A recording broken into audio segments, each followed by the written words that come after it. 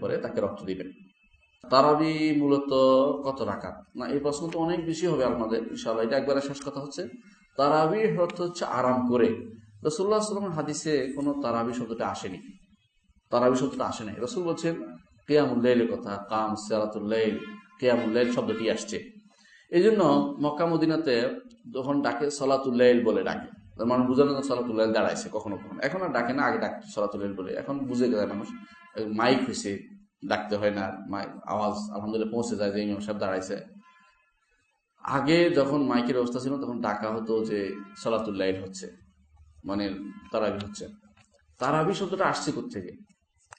আরাম করতো, তারা 2 রাকাত নামাজ পড়ে, 4 রাকাত নামাজ পড়ে একটু আরাম করতেন, খেয়ে চাটা খেতেন, হাঁটাহাঁটি করতেন, আবার 2 রাকাত আরো, এরপরে আর 4 রাকাত করতেন। এবার আরাম করে করে পড়ার কারণে এর নাম হচ্ছে তারাবি। তারাবি হাতুন অর্থ হচ্ছে নিজের নফসের উপরে প্রশান্তি ঢেলে দেয়া।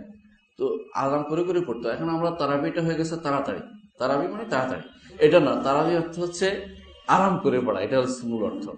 তো এই নামটা আসছে আরব পরিবর্তে, এবং এটা ব্যবহার করেছেন তাবেঈনরা, সাহাবায়ে কেরামদের মধ্যে ব্যবহৃত হয়েছেন, পরবর্তী তাবেঈনরা ব্যবহার করেছেন, ইমামরা তাদের কিতাবে ব্যবহার করেছেন। তো এটা নিষিদ্ধ নয় ব্যবহার করা, কিন্তু আসলে আরাম করে পড়াটা হচ্ছে কথা।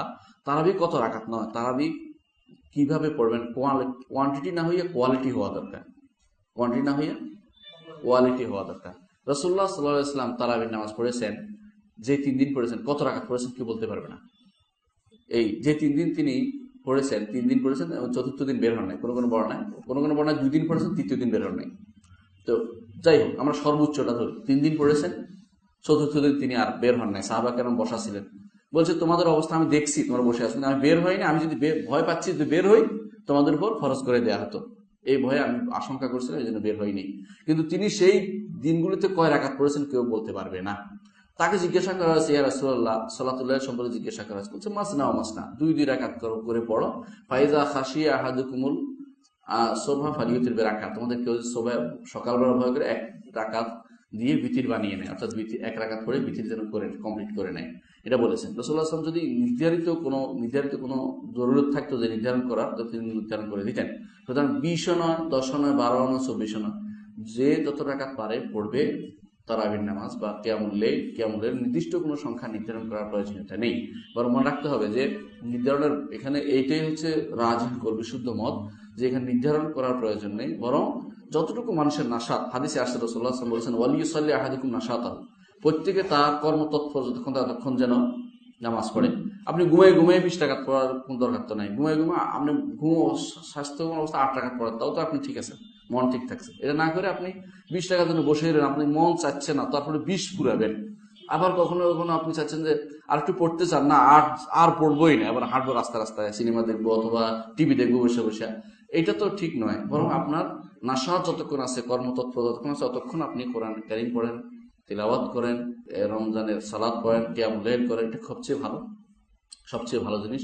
সুতরাং এটা হচ্ছে বিশুদ্ধ মত যে রমজানের সুনির্দিষ্ট কোনো সংখ্যায় নির্ধারণ না করে, বরং রাসূল যেভাবে হাদিসে আসছে কান ইয়াকরাউ বিল মাইন, রাসূল 100 আয়াত নিয়ে পড়তেন এক রাকাতে। 100 আয়াত তো অনেক লম্বা জিনিস, কিন্তু আপনি 100 আয়াত পড়লে এখন বলছে এই হাফেজ সাহেবের ভূতে হয়েছে কেউ, হ্যাঁ দৌড়ে সবাই চলে যান। রাসূল 100 আয়াত করে পড়তেন কখনো। এখন কি লম্বার কারণে কেউ বলছে যে আমরা লাঠি ভর দিতাম, লাঠি দিয়ে পড়ে যাওয়ার ভয় করে। নফল নামাজ তো, নফল সালাতে লাঠি ভর দেওয়া যায়, প্রমাণিত হলো হাদিস দিয়ে, সাহাবাকের আমল থেকে। তো বোঝা গেল যে এই কাজগুলো তারা করতেন কেন, যে এখানে নির্ধারণ কারোই ছিল না। হ্যাঁ, রাসূলুল্লাহ সাল্লাল্লাহু আলাইহি ওয়াসাল্লাম সাধারণ নিয়ম ছিল যে সাধারণ নিয়মে তিনি কখনো 12 রাকাতের ঊর্ধ্বে পড়েছেন, প্রমাণিত হয় না, যেটা আয়েশা রাদিয়াল্লাহু আনহা হাদিস থেকে এসেছে। তো এইটা একটা হলো আমল ফেল, আর একটা হচ্ছে কাউল, নির্দেশ। যখন চাওয়া হয় নির্দেশনা, রাসূলের কাছে নির্দেশনা চাওয়া হয়েছে, রাসূল সালাতুল লাইল সম্পর্কে আমাদের রাসূল বলছে 2 রাকাত করে পড়ো, যখন ভয় পাবে যে ফজর নামাজের সুবহ হয়ে তখন 1 রাকাত।